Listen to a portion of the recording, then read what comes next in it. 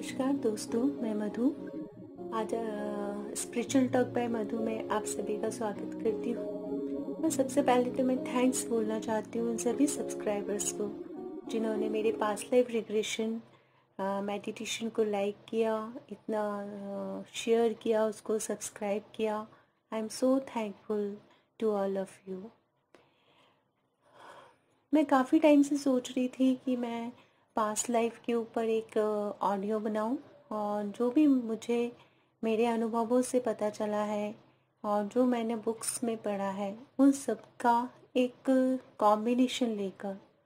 लेकिन मेरे साथ यही वो है, प्रॉब्लम है कि मैं जब मुझे एक चैनलिंग फील होती है, जब मेडिटेशन के थ्रू ही मैं कुछ ऑडियो रिकॉर्ड कर पाती हूँ, तभी मैं करती हूँ।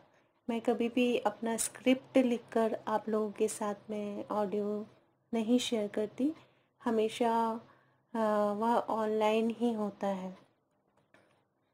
पुनर्जन्म के बारे में मैं ज़रूर आप सभी को, जो भी इसमें इंटरेस्टेड है, जो भी आध्यात्मिकता में विश्वास करते हैं, स्पिरिचुअलिटी में विश्वास करते हैं, वो सभी कुछ प्रश्नों के उत्तर ज़रूर जानना चाहते हैं। अगर उन्होंने खुद ने कोई पुनर्जन्म का एक्सपीरियंस नहीं लिया है तो वे बुक्स में पढ़ते हैं, जो भी हमने अपने ग्रंथ वेद पुराणों से जाना है, उसके द्वारा हमने यही जाना है कि हमारे सभी जो पौराणिक ग्रंथ हैं उन सभी में पुनर्जन्म की पुष्टि की गई है।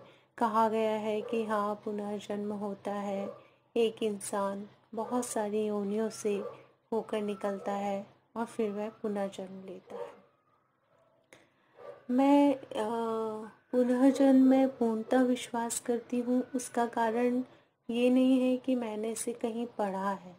मैं पुनर्जन्म में इसलिए विश्वास करती हूँ क्योंकि मैंने खुद ने इसको अनुभव किया है। मैंने खुद अपने कई जन्मों को देखा है और अलग अलग जन्मों की यात्राओं में मैंने अलग अलग लर्निंग्स ली हैं लाइफ की। अपनी इस लाइफ में आए हुए लोगों को पहचाना है कि पहले वो मुझसे कैसे संबंधित थे और अब उनका मेरी लाइफ में क्या पार्ट है, किस वजह से मेरी लाइफ में इस जन्म में जो प्रॉब्लम्स आई या जो कुछ भी हुआ, उन सब के पीछे क्या मेरी पुरानी लाइफ्स का कोई कनेक्शन था। ये सब मैंने खुद ही अपने पास्ट लाइफ रिग्रेशन के थ्रू ही जाना है, क्योंकि मेरे पास खुद का अनुभव है। इसलिए मुझे यह कहने में ज़रा भी एक हिचक नहीं है कि ये 100% सही है कि पुनर्जन्म होता है। अब जो पुनर्जन्म होता है वो किस आधार पे होता है, क्यों होता है, क्यों किसी की लाइफ में इतनी प्रॉब्लम्स आती हैं, क्यों किसी की लाइफ में ज़रा भी प्रॉब्लम्स नहीं आती। जो लोग गलत काम करते हैं, हम लोग देखते फिर भी वो लोग खुश रहते हैं और उनके पास पैसा भी आता है और वो सक्सेसफुल होते हैं। और कुछ लोग ऐसे होते हैं जो बहुत मेहनत करते हैं और बहुत ज़्यादा ईमानदारी से अपना काम करते हैं, लेकिन फिर भी उनके जीवन में मुश्किलें आती हैं। तो हमारे मन में कभी कभी यही सवाल आता है कि क्यों ऐसा हो रहा है कि जो व्यक्ति गलत काम कर रहा है या गलत रास्ते पर चल रहा है, वो तो रेगुलर सफल हो रहा है, हम सही रास्ते पर हैं, फिर भी हमें वह सफलता नहीं मिल पा रही है। तो पुनर्जन्म का जो कॉन्सेप्ट मुझे समझ में आया है, उसका कारण ये है कि जब हम जन्म लेते हैं तो जन्म से पहले ही हमें अपनी लाइफ के कुछ ऑप्शंस दिए जाते हैं कि आप ये लाइफ जी सकते हैं, ये लाइफ जी सकते हैं, आपकी लाइफ में ये प्रॉब्लम्स आएगी। और अगर आप उनको फेस करने के लिए तैयार रहते हैं, वो आपकी लर्निंग्स होती है। एक्चुअली ये बात हम लोगों को बहुत अच्छे से समझ लेना चाहिए कि ये जो पृथ्वी है, इस पे जो हम जन्म लेकर आए हैं, ये हमारा परमानेंट घर नहीं है। हम मरने के बाद जहाँ जाते हैं वो हमारा परमानेंट घर या परमानेंट जगह है। पृथ्वी को काफ़ी लोगों ने अपनी बुक्स में लिखा भी है कि ये एक स्कूल है, और एक्चुअली ये स्कूल ही है। यहाँ पर आकर हमें अपनी आत्मा के बहुत सारी परीक्षाओं से होकर निकलना पड़ता है, और उन परीक्षाओं को जो पास करता जाता है वह अपने आत्मा के उच्च स्तर तक पहुंचकर और अंत में परमात्मा में विलीन हो जाता है। तो यहाँ पर हम यही करते हैं कि अपनी मर्जी से अपनी ज़िंदगी को चुनते हैं, और अपनी ज़िंदगी में आने वाली सभी चीज़ों को हम एक परीक्षा की तरह ही लेते हैं, या हमको लेना चाहिए। ज़्यादातर हम ये करते हैं कि जब हमारी लाइफ में बहुत प्रॉब्लम्स चलती है तो हम सोचते हैं कि हम शिकायती हो जाते हैं, हम भगवान से शिकायत करते हैं कि आपने हमारे साथ ऐसा क्यों किया, वैसा क्यों किया, हमने तो कुछ भी गलत नहीं किया। इस तरह के सवाल हमारे मन में आते हैं, लेकिन हम ये नहीं जानते कि वो जो हमारे जीवन में मुश्किल घड़ी आई है वो हमारी एक परीक्षा होती है, और वो हमने खुद डिसाइड की होती है इस जन्म को लेने से पहले। लेकिन ये ईश्वर का एक प्लान है जिसके अंतर्गत आपको भुला दिया जाता है, आपको कुछ भी याद नहीं रहता जन्म लेने के बाद। इसलिए आपको ऐसा लगता है कि आपको उस मुश्किल में डाला गया है, जबकि वो आपने खुद चूज़ की होती है। तो जब आप उस परीक्षा को देखते हो और उससे बाहर निकल जाते हो तो आप कुछ ना कुछ उससे लर्न करते हो, और आपकी आत्मा की ग्रोथ हो जाती है, और फिर आपको और आगे भी आपकी कई परीक्षाएं ली जाती हैं जिसके थ्रू आप अपने आत्मा के उच्च स्तर तक उसे मजबूत बनाते हो और उसके उच्च स्तर तक जाते हो। अगर आप ईमानदार हो तो आपकी ईमानदारी की परीक्षा होगी, आपके सामने बहुत सारा लोभ लालच लाया जाएगा और ये देखा जाएगा कि आप उसमें पड़ते हैं या नहीं, या आप अभी भी अपने सही रास्ते पर चलते रहते हैं। इसी तरह जो लोग गलत काम कर रहे हैं, ऐसा नहीं कि उन्होंने गलत काम करना डिसाइड किया था, नहीं, उन्हें भी एक लाइफ में मौका दिया था कि वो कौन सा रास्ता चूज़ करें। एक रास्ता था कठिन जो सही रास्ते पे चलने का था, और एक रास्ता था गलत जो कि एक शॉर्टकट था सफलता का, और उन लोगों ने उस कठिन और सही रास्ते को छोड़कर वो जो आसान और ऐसा रास्ता था जो कि उनको हमारी नज़र में देखने में तो बहुत सफलता के ऊपर के लेवल पे ले जा रहा है, बहुत अमीर बना रहा है, लेकिन उनकी आत्मा को नीचे गिरा रहा था, उनकी आत्मा के स्तर को नीचे गिरा रहा था। हम सबके पास सबकॉन्शियस माइंड होता है, उसमें हमारी सारी यादें होती हैं जो पूर्व जन्म से रिलेटेड होती हैं, और वो सबकॉन्शियस माइंड चेतन मन जो हमारा होता है वह हमें बीच में रोकता है। वो बचपन से ही हमारा एक्टिव रहता है और हमको रोकता है कुछ गलत करने से।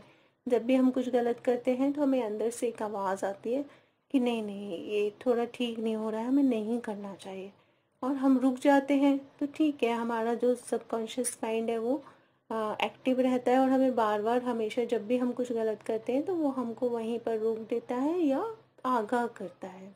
और अगर हम उसको इग्नोर कर देते हैं कि नहीं कुछ नहीं होता, हम तो कर सकते हैं, चलो 2 रुपए चुरा लिए तो क्या होगा, इससे किसी का तो कुछ बिगड़ेगा नहीं, या फिर हम और कोई भी काम, कोई झूठ बोलना है या कुछ भी करना है, हमने वो कर दिया और हमने अपने जो अवचेतन मन है उसकी आवाज़ नहीं सुनी, तो हम धीरे धीरे हैबिचुअल होते जाते हैं उन्हीं सब चीज़ों के, झूठ बोलना, चोरी करना, या कुछ भी किसी को धोखाधड़ी कर देना, हर्ट करना, ये सारी चीज़ों के हम आदी हो जाते हैं, और हमारा जो अवचेतन मन है वो धीरे धीरे आपके इग्नोर करने से सुषुप्त अवस्था में आ जाता है।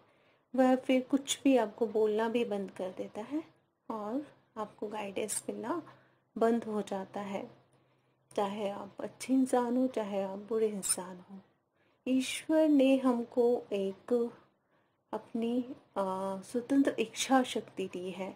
उस स्वतंत्र इच्छा शक्ति का मतलब है कि आप जैसी भी ज़िंदगी जीना चाहें अपनी मर्जी से जी सकते हैं, जो भी करना चाहें कर सकते हैं। आपको सब कुछ आपकी लाइफ में दिया जाता है, जो भी आप चाहते हो वो सब आपको आपकी लाइफ में दिया जाता है, लेकिन अब ये आप पर डिपेंड करता है कि आप उस स्वतंत्र इच्छा शक्ति को का उपयोग कैसे करते हो।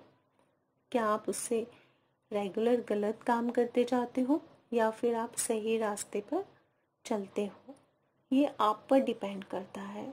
और यहीं से आपकी जो यात्रा है वो शुरू हो जाती है। वो आप उसमें अगर सही रास्ते पे चलते हैं तो आप उतना ही ईश्वर के करीब होते जाते हैं। आपकी आत्मा का लेवल बढ़ता जाता है, आपकी आत्मा और ज़्यादा उच्च स्तर की होती जाती है। और जिस दिन आपकी बोलते हैं ना, आत्मा का परमात्मा में मिल जाना, जब आपकी स्वयं की आत्मा परमात्मा की आत्मा की तरह एकदम स्वच्छ, निर्मल, पवित्र और सबके लिए स्नेह और प्रेम करने वाली हो जाती है, उसमें बेशर्त प्रेम होता है सबके लिए, तो वह आत्मा परमात्मा में बदल जाती है। मोक्ष कुछ भी नहीं है, मोक्ष यही पृथ्वी पर ही है। जिस वक्त आप अपने आप को हर व्यक्ति से, हर परिस्थिति से और हर चीज़ से एक मुक्त महसूस करते हो, वही आपकी मुक्ति है। मुक्ति के लिए हमें ऊपर जाने की या वेट करने की ज़रूरत नहीं है, हमको यहीं पर ही मुक्ति मिल सकती है। सिर्फ हमें हर चीज़ से, हर तरह के विकारों से मुक्त होना है, यही मुक्ति है। जिस दिन आप इस स्तर पे पहुंचते हैं, उस दिन आपको अपना जीवन पृथ्वी पर नहीं स्वर्ग में ही लगने लगता है। गौतम बुद्ध ने भी कहा है ना कि आपका स्वर्ग आपके भीतर ही है। इसी तरह जब आप सही रास्ते पर चलते हैं और लोगों की मदद करते हैं, हर किसी के प्रति प्रेम रखते हैं, तो ऑटोमेटिकली आप एक मुक्ति की ओर चले जाते हैं। इसके लिए कोई बड़े बड़े कार्य करने की आवश्यकता नहीं है। जैसा कि हमको बताया गया है कि हम बहुत सारा दान पुण्य करेंगे या बहुत सारा वो करेंगे, यज्ञ करेंगे या वो करेंगे, इन सब चीज़ों को, ईश्वर को आपके इन सब चीज़ों से कोई मतलब नहीं है। ईश्वर ये देखता है कि आप पहले तो आप स्वयं खुश है कि नहीं, आप स्वयं के लिए क्या कर रहे हैं, आप पूरी तरह हमेशा उस ईश्वर के लिए समर्पित है या नहीं, वह यह देखता है। और उसके बाद में जैसे ही आप एक समर्पण की तरफ जाते हैं, तो हाँ, ये सही है कि आपको लोगों की मदद, जहाँ पे लगे कि आपको मदद करना चाहिए, वहाँ आपके पास है पैसा तो आप ज़रूर मदद कीजिए। जो भी आपके पास अपनी ज़रूरतों से ज़्यादा पैसा है, उसे हमेशा ऐसे लोगों की मदद में लगाना चाहिए, वह भी आपका अच्छा कर्म है। लेकिन इसलिए अगर आप लगा रहे हैं कि आपको स्वर्ग मिलेगा, तो वो फिर आपका स्वार्थ हो जाएगा। जब आप स्वार्थ को अपने दिमाग में रख के करेंगे, तो फिर आपको उसका फल नहीं मिलेगा। तो आपका किया हुआ वह कर्म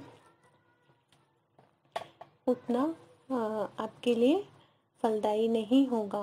और फिर जब आप इस पृथ्वी को छोड़कर जाएंगे, तो आपको लगेगा कि आपने इतना दान पुण्य किया और ये सब किया, और फिर भी आपको वह जगह नहीं मिली जहाँ जो आपको चाहिए थी, जहाँ पर आप एक सुकून और खुशी महसूस करते।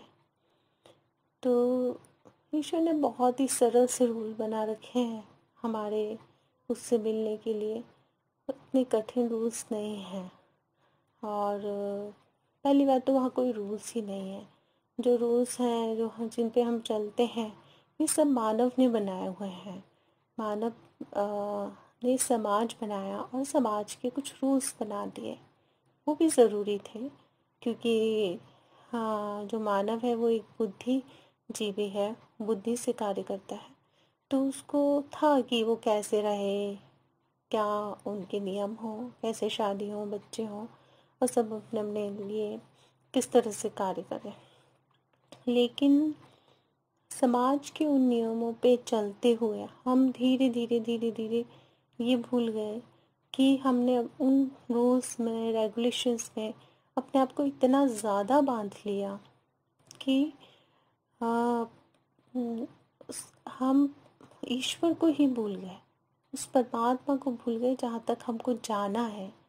हमें लगा कि हम मतलब सिर्फ पूजा पाठ करके और ये सब करके, दान पुण्य करके, बड़ा बड़ा, और इन सब चीज़ों से हम उस परमात्मा को पा लेंगे, लेकिन ऐसा नहीं है। आपकी आत्मा का एक सफ़र है, और आपकी आत्मा का सफ़र इस जन्म से शुरू नहीं हुआ। जब से आप कभी भी बने थे पहली बार, तब से शुरू हुआ है। तब से आपने इतने जन्म लिए अलग अलग। कभी आप जानवर भी बने, फिर आप मनुष्य बने, फिर मनुष्य में भी आपने बहुत अलग अलग जन्म लिए। उन अलग अलग जन्मों के जो संस्कार हैं वो आपके अंदर आ गए, और वो आपके कहीं ना कहीं आपके अवचेतन मन में चले गए। और फिर जब आपने ये जन्म लिया एक नए नाम से, एक नए शरीर में, तो आप उन पूर्व जन्मों को भूल गए।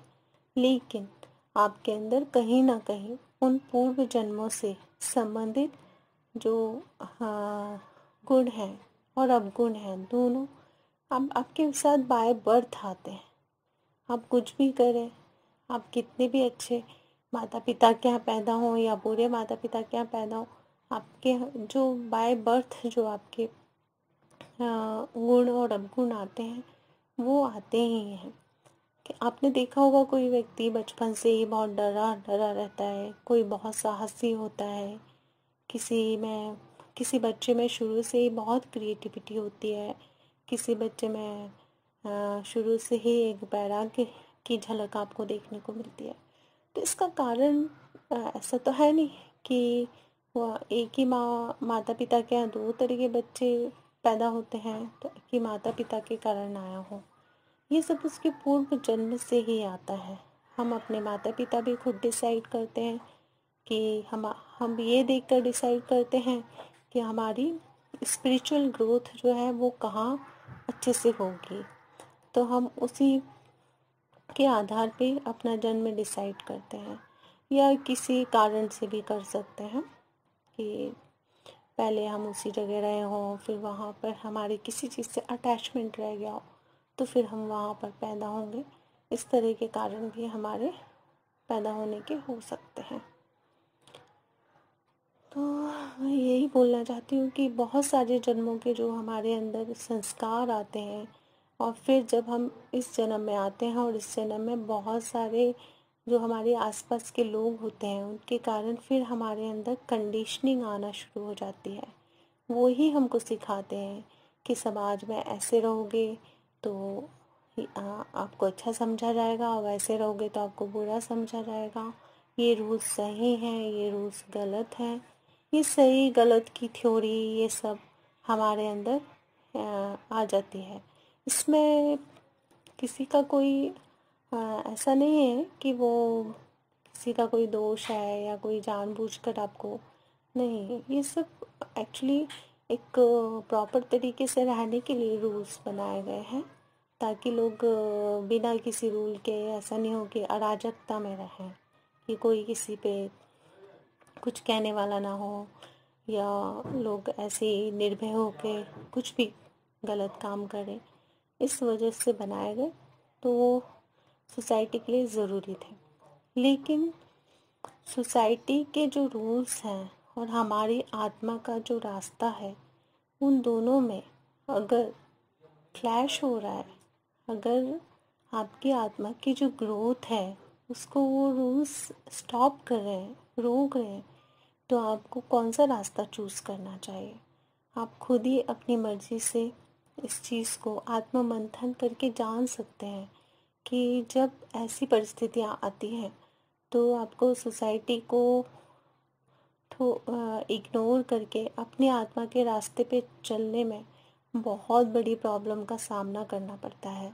आपको बहुत सारे लोगों के का अपमान सहना पड़ेगा, या आपको बहुत सारा बुरा अपने लिए सुनना पड़ेगा, और शायद आपको भी सफ़र करना पड़ेगा और आपकी फैमिली को भी सफ़र करना पड़ेगा।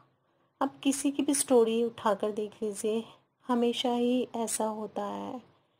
हम लोग जो मानव के बनाए हुए रूल्स हैं उनको फॉलो करते हैं, लेकिन जो भगवान ने हमको रास्ता दिखाया, जो हमारे इष्ट देव हैं, जिनको हम शिव, पार्वती, राधा, कृष्ण, या कोई भी हमारे जो इष्ट देव है, या किसी भी जाति धर्म से रिलेटेड ले लीजिए आप, ईसा मसीह है या हमारे मोहम्मद साहब हैं, सभी ने हमको बहुत उनकी लाइफ के स्टाइल को देख के अगर हम जिए तो फिर हम जीना सीख जाएंगे। उन्होंने कभी भी लोगों के बनाए हुए रूल्स की परवाह नहीं की। उन्होंने उस चीज़ को फॉलो किया जो उन्हें परमात्मा से जोड़ता था, और फिर उन्होंने खुद के जो रूल्स हैं वो हमारे लिए बनाए, तो हमारी भलाई के लिए बनाए। हर किसी के अंदर कोई ना कोई एक अच्छी सोच थी समाज के लिए कुछ करने की, अपने लोगों के लिए कुछ करने की, यहाँ पे कुछ दे के जाने की, इसीलिए वो लोग दे के गए। और यही कारण है कि उन्होंने खुद से ज़्यादा सोसाइटी के लिए सोचा, इसलिए आज हम उन्हें पूछते हैं और उनको ईश्वर मानते हैं और उनके लिए श्रद्धा रखते हैं। तो यही है कि हाँ, पुनर्जन्म होता है। वो पुनर्जन्म जो होता है वो हमारे कर्मों के हिसाब से और हमारे खुद के द्वारा डिसाइडेड होता है। हम खुद जो कर्म करके आते हैं, हम उस पूरी लाइफ को एक बार देखते हैं कि ये लाइफ हम जी कर आए, तो नई लाइफ को हम इस तरह से चूज़ करते हैं कि नई लाइफ में हमको उन सारी हर्ट से, उन सारी चीज़ों से बाहर निकलने का मौका मिले जो हम पहले करके आए हैं। इसलिए अगर हमें पिछली लाइफ में किसी ने बहुत धोखा दिया है तो हमारे अंदर एक हर्ट आता है कि लोग तो धोखेबाज ही होते हैं, वो तो धोखा ही देते हैं। तो इस लाइफ में आप बहुत धोखे लिखवा के ही, मतलब आप खुद डिसाइड करके आते हैं कि इस बार फिर आपको धोखा मिलेगा और आप उस धोखे में से निकलना सीखेंगे। लोगों पे धोखा देने के बावजूद भी ट्रस्ट करना सीखेंगे। तो इस तरह से चीज़ें आपके साथ होती हैं। या आप पिछली लाइफ में बहुत ही खुद डोमिनेंट थे और आपने किसी को बहुत दबाया, बहुत हर्ट किया। मान लीजिए कि आप एक जेंट्स थे, एक पति थे, तो इस जन्म में फिर आप एक पत्नी के रूप में आएंगे और वो सारे हर्ट्स और वो सारी चीज़ें आप सहेंगे। आप स्वयं डिसाइड करेंगे कि मुझे अब इस ज़िंदगी में ये दर्द मिले, ताकि मैं जान सकूं कि मैंने किसी को दर्द दिया तो उसने कैसा महसूस किया था। तो हम लोग जो अपने सामने देखते हैं कि एक तरफ तो लोग गलत लाइफ जीते हुए भी अच्छी ज़िंदगी जी रहे हैं और सही लाइफ जीते हुए भी, तो इसका रीज़न ही यही है कि सिर्फ ये आपकी परीक्षा हो रही है कि आप एक लिमिट तक ही गलत काम एक ऊंचाई तक जाएगा, फिर वो इंसान धीरे फिर नीचे गिरना, उसका जितना होना है उतना उत्थान होगा, फिर पतन होना भी निश्चित है। और जो आत्मा का पतन हो रहा है वो तो हो ही रहा है, वो तो उसने अपने आप को पता नहीं कितना पीछे जन्मों में कर लिया है। तो उसका परमात्मा के पास जाने का जो रास्ता है वो बहुत ज़्यादा लंबा हो गया है। और जो सही रास्ते पे चल रहा है और जिसने एक हर कठिनाई को झेलते हुए भी ईमानदारी, सच्चाई और अपने साहस को नहीं छोड़ा है, तो उसने ऑटोमेटिकली अपने आप को एक आत्मिक स्तर के से बहुत ऊपर उठा लिया है और वो ऊपर के आलम्स पर ही जाएगा। और आगे जाके इस तरह की जो सोल्स होती है वो फिर मास्टर सोल्स बनती हैं। उनको ईश्वर के द्वारा फिर लोगों को गाइड करने के लिए भी पृथ्वी पर भेजा जाता है। जैसे ईसा मसीह थे, गौतम बुद्ध थे और श्री कृष्ण और मोहम्मद साहब थे, सभी लोग जितने भी ऐसे लोग थे, हर गुरु नानक जी, किसी भी धर्म और जाति से संबंधित हो, इससे ईश्वर का क्या कोई धर्म जाति नहीं होती। उनके यहाँ तो सभी संप्रदाय और ये सब नहीं होता है। वहाँ पे सभी एक बस आत्मा के रूप में होते हैं। वहाँ कोई लिंग भेद भी नहीं है कि आप स्त्री हैं या पुरुष हैं। वहाँ पे सिर्फ आत्मा है और आत्माओं का एक स्तर है। समान तरह की आत्माएं एक साथ रहती हैं। इसके बारे में मैं फिर कभी एक ऑडियो अलग से बनाऊंगी, जिसमें हम जब मरते हैं तो हमें किस तरीके से कहाँ पर जाते हैं और मरने के बाद हमारा क्या होता है और रेलम्स होते हैं, उसके बारे में मैं आपको बताऊंगी। जो कुछ भी मैंने आपको पुनर्जन्म के बारे में बताया, उसका कारण ये है कि काफ़ी कुछ मैंने खुद एक्सपीरियंस किया है और काफ़ी लोगों का मैंने पास्ट लाइफ रिग्रेशन किया, उसमें भी मैंने पाया कि हाँ, वो लोग ऑलरेडी डिसाइड किए हुए थे जो कुछ भी उनकी लाइफ में हो रहा था। और काफ़ी बुक्स भी फिर उसके बाद पढ़ी है। उन बुक्स में भी जो केस स्टडीज़ है उनमें भी निकल कर यही सामने आया कि लोग अपनी लाइफ को खुद चूज़ करते हैं और ये पृथ्वी पे जो जन्म है वो हमारे पास एक अपॉर्चुनिटी है अपनी आत्मा के लेवल को जितना हो सके उतना ऊपर आगे बढ़ाने की। तो जब हर किसी की आत्मा का रास्ता अलग अलग है, हर किसी की जर्नी अलग अलग है, हर किसी का लाइफ पर्पस अलग अलग है, हर किसी के लिए एक अलग ही रास्ता है जो ना किसी धर्म से संप्रदाय से होकर ना किसी भी रूल्स रेगुलेशन से होकर जाता है। वह सिर्फ और सिर्फ उसकी आत्मा के स्तर से होकर ही, उसके आत्मा के रास्ते से होकर ही जाता है। अगर वो पूर्व जन्म में जितने लोगों के साथ कुछ कर्म करके आया है तो वो जितने जल्दी उन कर्मों को इस जन्म में आके पूरा करेगा उतने जल्दी जल्दी वह मोक्ष की ओर अग्रसर हो जाएगा। और जितने भी उसके सोलमेट्स और जो भी लोग उसकी लाइफ में आए उन सब के साथ उसका जो देना लेना है वो जब इस जन्म में आकर पूरा कर लेगा तो वो पूरी तरीके से मुक्ति की ओर जाएगा। और अगर वो उनको पूरा नहीं करेगा तो फिर उसकी जो ग्रोथ है वो नेचुरली ब्लॉक्ड होगी और उसको आगे जाने में प्रॉब्लम आएगी। हाँ, हमें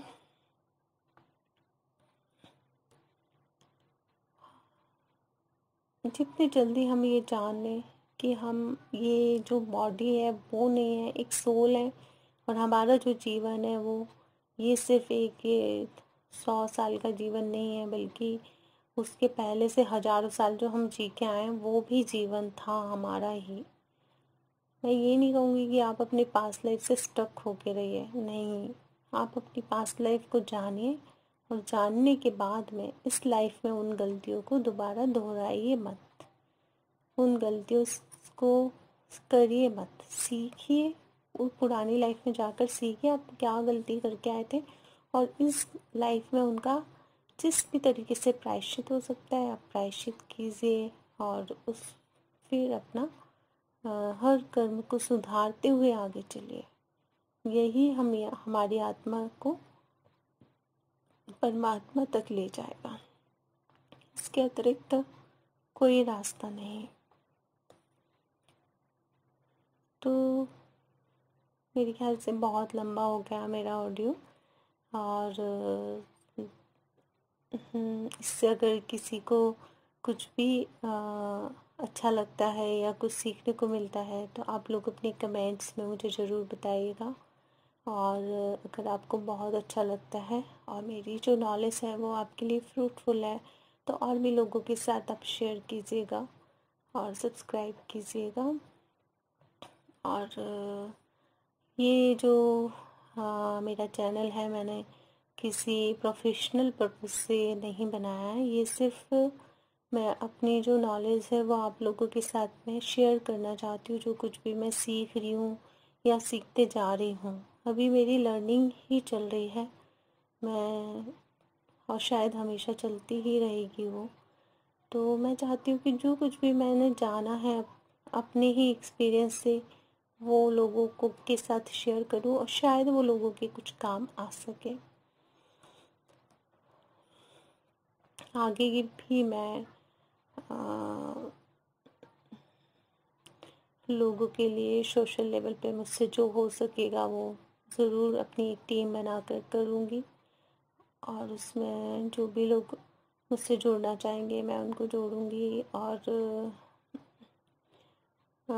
जो कुछ भी मेरे लिए ईश्वर ने डिसाइड किया हुआ है, मेरा लाइफ पर्पस, या शायद मैं खुद डिसाइड करके आई हूँ कि ये मुझे करना है, तो उसी के ही तारतम्य में ये सब शायद चल रहा है मेरा, इस तरह से ऑडियोज़ बनाना और आप लोगों के साथ अपने मन की बात, अपने दिल की बात को शेयर करना। थैंक यू सो मच इतनी देर तक मुझे सुनने के लिए। आप सभी खुश रहें, हमेशा स्वस्थ रहें। Thank you.